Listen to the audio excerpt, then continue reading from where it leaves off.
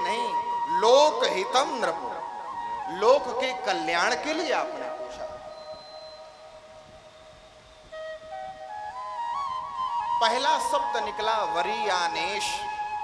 पहला अक्षर क्या है? वा। वकार क्या है? वकार ब्रह्म का बीज है। और जो रामायण जी का पाठ करने वाले हैं, हमारे परीक्षित जी तो करते ही हैं, इसलिए हमें भी आनंद आता है थोड़ा मानस से मिला करके भागवत जी की कथा कहने। तो प्रारंभ भी किया गोस्वामी जी ने वकार से, वर्णानाम अर्थ संघानाम रसानाम छंदसामपि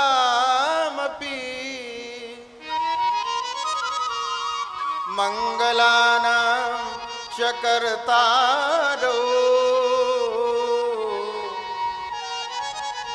वंदे वाणी विनायको।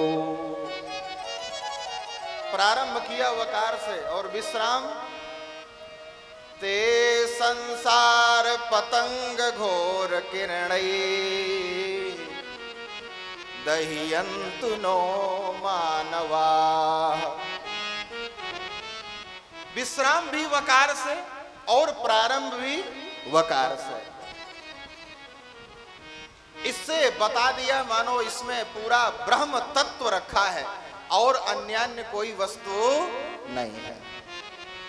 शुकाचार्य भगवान भी इसीलिए वरीयाने सबसे पहले वा बोलते हैं, वकार बोलते हैं। कहते हैं हे राजन, मनुष्य अपना सारा जीवन ऐसे ही बिता देता है।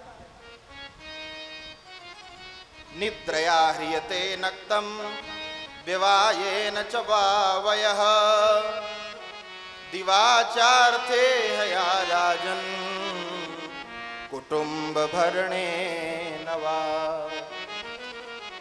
रात्रि तो नींद में चली जाती है और दिन दिवाचार्थे हया राजन, धन रुपया पैसा कमाने में चला जाता है, सारे कुटुंब का भरण पोषण करने में चला जाता है। उसका जीवन नाना प्रकार के प्रपंचों में इतना फंसा रहता है कि कभी वह भगवत स्मरण नहीं कर पाता और वह इतना माया के प्रभाव से प्रमादित हो जाता है कि क्षण प्रतिक्षण नजदीक आती हुई मृत्यु को देखते हुए भी अनदेखा कर देता। सुखदेव जी कहते हैं तेसाम प्रमत्तो निधनम पश्यन्नपि न पश्यति। देख रहा है लेकिन देखते हुए भी अनदेखा कर देता है माया के प्रभाव से।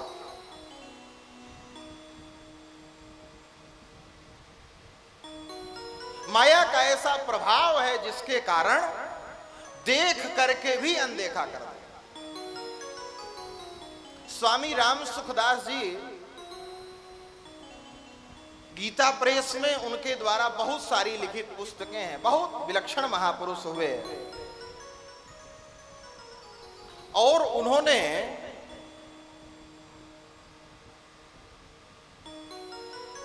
श्री राम जय राम जय जय राम, श्री राम जय राम जय जय राम, श्री राम जय राम जय जय राम, श्री राम जय राम जय जय राम, श्री राम जय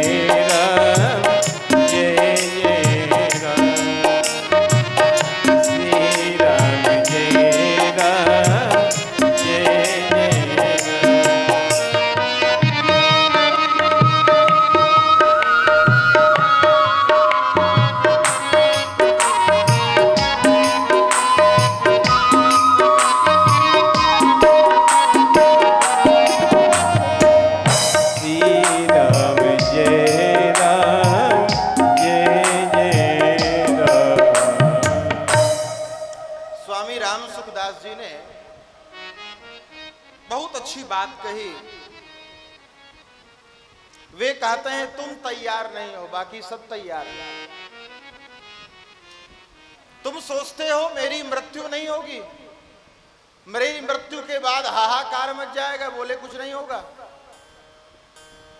जैसे मृत्यु होगी 4 लोग ले जाने वाले भी तैयार हैं, 5 क्विंटल लकड़ी भी तैयार है। जब ये सब कुछ तैयार है तो तुम क्यों नहीं तैयार हो? जगत में कोई न परमानेंट, चाहे लगा लो महंगी साबुन, चाहे लगा लो सेंट, जगत में कोई न परमानेंट। काम क्रोध मद लोभ मोह के, काम क्रोध मद लोभ मोह के खुले हैं रेस्टोरेंट, जगत में कोई न परमानेंट। खा लो पी लो मौज उड़ा लो, खा लो पी लो मौज उड़ा लो, फिर होगा पेमेंट बाद में, जगत में कोई न परमानेंट। ठाकुर जी कहेंगे मैंने तुमको इसलिए भेजा था कि संसार को कहे कि मैं तुम्हारा हूं, मैं तुम्हारा हूं, लेकिन मुझसे एक बार भी नहीं कहा कि हे ठाकुर मैं तुम्हारा हूं। बाद में होगा पेमेंट, जगत में कोई न परमानेंट। इसलिए क्या करें? सुखदेव जी कहते हैं हे राजन, तस्माद् भारत सर्वात्मा भगवानीश्वरो हरिः, श्रोतव्यः कीर्तितव्यश्च स्मर्तव्यश्चेक्षता भयम्। इसलिए हे राजन, जो मृत्यु से अभयत्व चाहता है उसको क्या करना चाहिए? बोले भगवान की मंगलमयी लीलाओं को सुनना चाहिए, श्रोतव्य। और सुनने के बाद क्या करें? फिर जा करके फिर प्रपंच में लग जाए? नहीं, कीर्तितव्यश्चो, सुनने के बाद ठाकुर जी के उन दिव्य गुणानुवादों को गाना चाहिए, और गाने के बाद स्मर्तव्यस, स्मरण करना चाहिए कि ठाकुर जी की कितनी सुंदर मंगलमयी लीला है। उससे क्या होगा? उससे हम जिसकी लीला को सुनते हैं, जिसकी महिमा को सुनते हैं, उनके चरणों में हमारा मन बंध जाता है, उनके प्रति हमारे हृदय में प्रेम हो जाता है। इसलिए सबसे पहले सुने, इसके बाद कीर्तितव्यश्च, गान करें, और तीसरा स्मर्तव्यश्चेक्षता भयम्। अब इसी का बिल्कुल ठीक अनुवाद गोस्वामी जी ने कर दिया।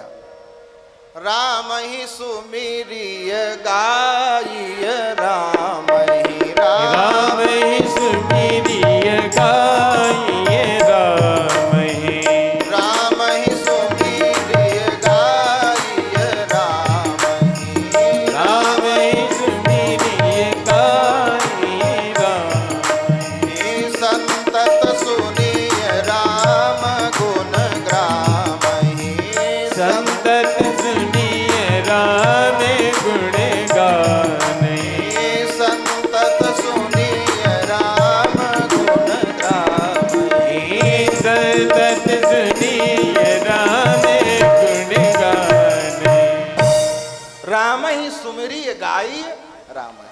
राम जी को ही स्मरण करिए और गाइए राम ही। अगर गान करें तो राम जी का, और संतत सुनी राम गुण ग्रामय। हमेशा ठाकुर जी के ही मंगलमयी कथाओं को सुने। क्यों? सुखदेव जी कहते हैं देखो, मनुष्य जन्म का लाभ यही है, जन्म लाभः परः पुंसाम अन्ते नारायण स्मृति। इस जन्म का, मनुष्य जन्म का लाभ यही है कि अंत में भगवान का स्मरण हो जाए। जन्म लाभः परः पुंसाम अन्ते नारायण स्मृति। यह सबसे बड़ा लाभ है कि अंत में भगवान का स्मरण हो जाए, उसका कल्याण हो जाएगा। क्योंकि शास्त्रों में लिखा है अंते यामति सा गति। अंत समय में जैसी बुद्धि होगी वैसी सद्गति हो जाएगी। और आगे भागवत जी के 5वें स्कंध में आप लोग श्रवण करेंगे,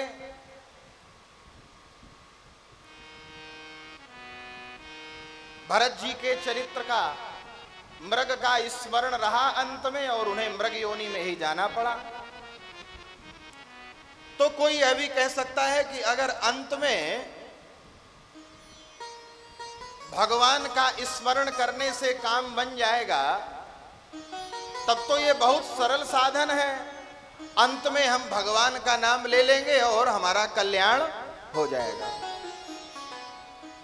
लेकिन एक बात मैं निवेदन करूं,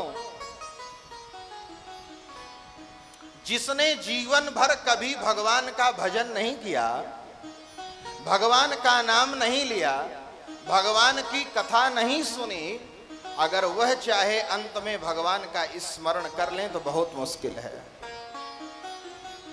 अभ्यास ही नहीं है भगवान के भजन का, संसार का अभ्यास है, तो वो अभ्यास अंत में आ जाएगा, स्वभाव में आ जाएगा। जीवन में जिसने कभी भजन नहीं किया वो अंत में भजन नहीं कर सकता। एक बार एक सेठ जी थे और उनकी परचून की दुकान थी, बढ़िया खूब व्यापार करते थे। उनका एक पोता था, छोटा था लेकिन धार्मिक था। पड़ोस में भागवत जी की कथा हो रही थी तो उसने देखा कि बाबा जी हमारे 75-80 साल के बूढ़े हो गए, अभी भी ये दुकान छोड़ करके गद्दी ही नहीं छोड़ते हैं। चले जाएं, भगवान की कथा सुन ले, कम से कम अंत में तो कुछ कल्याण हो जाए। उसने कहा दादा देखो, अभी तक आपने पूरे जीवन सब कुछ किया, अब जाओ भगवान की कथा सुनो, भजन करो, तीर्थाटन करो, मंदिर में दर्शन करो ठाकुर जी का। तो सेठ जी ने कहा, बोले मैंने सारे जीवन जितना ये संपत्ति बनाई है, अपने व्यापार को स्टैंड किया है, मैं चला जाऊंगा तो तुम सब 2 दिन में चौपट कर दोगे। उसने कहा नहीं, आप चिंता मत करो, आप कथा सुनने जाओ, मैं पूरी जिम्मेदारी से दुकान देखूंगा। महाराज दादा को भेज दिया उसने कथा सुनने के लिए, लेकिन जब लौट करके आए तो बालक ही था। पास में खेलने निकल गया, गैया घुस गई दुकान में। बोले देख ले, मैं इसीलिए नहीं जा रहा था, मुझे पता था मैं जैसे गया तुम गड़बड़ करना शुरू कर दो। आज से मुझे मत कहना कि कथा सुनने जाओ, मंदिर जाओ, भगवान का भजन करो। अब वो पोता चुप हो गया, अब कहने लायक स्थिति नहीं बची, लेकिन फिर भी मन में उसके रहे कि किसी भी प्रकार से इनका भगवान से जुड़ाव हो जाए तो उससे इनका कल्याण हो जाएगा, मन में सोचता था अपने।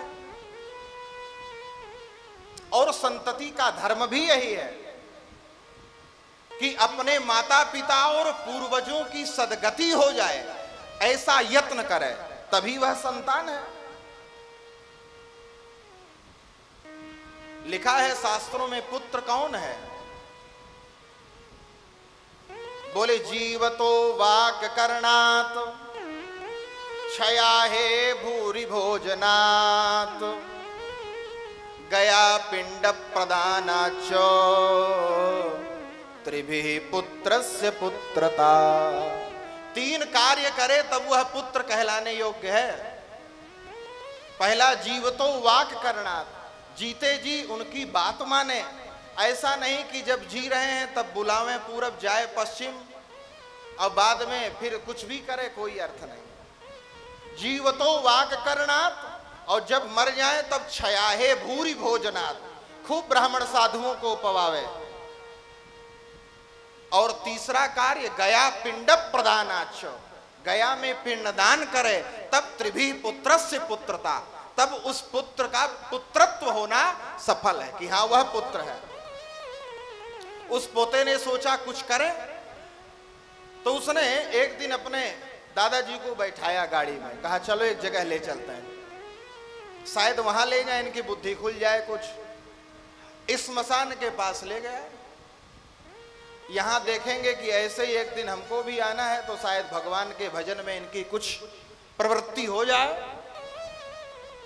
जैसे लेकर के वहां गाड़ी खड़ी किया, उसने कहा दादा आपने कुछ देखा, कुछ आपको अंदर से लगा, कुछ जागृति आई? दादा ने खींच करके एक थप्पड़ मारा, बोले गधे, पहले ले आते यहां पर, वहां लोग दुकान से उधार माल ले जाते हैं, यहां नगद बिकता, यहीं रख लेते दुकान।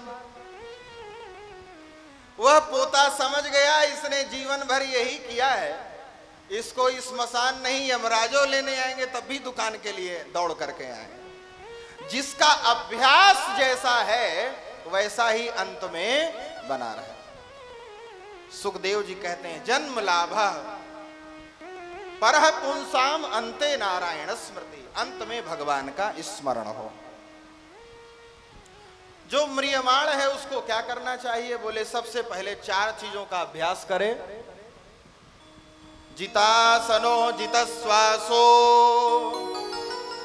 जित संगो जितेन्द्रियः स्थूले भगवतो रूपे मनः संधारयेत् धिया। सबसे पहले जितासनो, आसन को जीते, क्योंकि कोई भी साधन भजन करना है, अगर जिसने आसन को नहीं जीता, आसन की सिद्धि नहीं है, तो 1 घंटा सुंदरकांड भी करना होगा तो वो 60 मिनट में 60 आसन बदलेगा, कभी पैर इधर कभी उधर, मन की एकाग्रता भंग होगी। इसलिए पहली शर्त है जितासनो, और दूसरा जितश्वासो, श्वास को जीते, और तीसरा जित संगो, आसक्ति का परित्याग कर दे, असंग हो जाए, सबके साथ रहे, लेकिन सबके साथ रहते हुए भी अलग रहे। कैसे? बोले जैसे जो पनिहारिन जब मटके में पानी भर करके ले जाती है, बात तो सबसे करती है, लेकिन उसका चित्त मन अपने ऊपर घड़े में रहता है। रसखान जी कहते हैं रसखान गोविंद ही यो भजिए ज्यों नागरी को चित गागरी में। रसखान जी कहते हैं गोविंद भगवान का भजन ऐसे करो ज्यों नागरी को चित गागर में है, सबके संग, लेकिन चित्त कहाँ है? गागर में। ऐसे जित संगो जितेन्द्रिय। 4 काम करे, इसके बाद भगवान के स्थूल स्वरूप का ध्यान करे। स्थूल स्वरूप क्या है? वह भगवान के स्वरूप का ध्यान करे कि वह विराट पुरुष भगवान के पैर पाताल में, और जो आकाश है वह विराट पुरुष भगवान का शीश है, जो नदियां हैं ये विराट पुरुष भगवान की नसें हैं। जहां उसकी दृष्टि जाए, बड़े बड़े पर्वत पहाड़ ये विराट पुरुष भगवान की हड्डी हैं। जहां उसकी नजर जाए वह सब में भगवान का स्मरण करे। इस पूरे अध्याय को एक चौपाई में गोस्वामी जी ने रख दिया। पद पाताल शीस अज धामा, पद पाताल शीस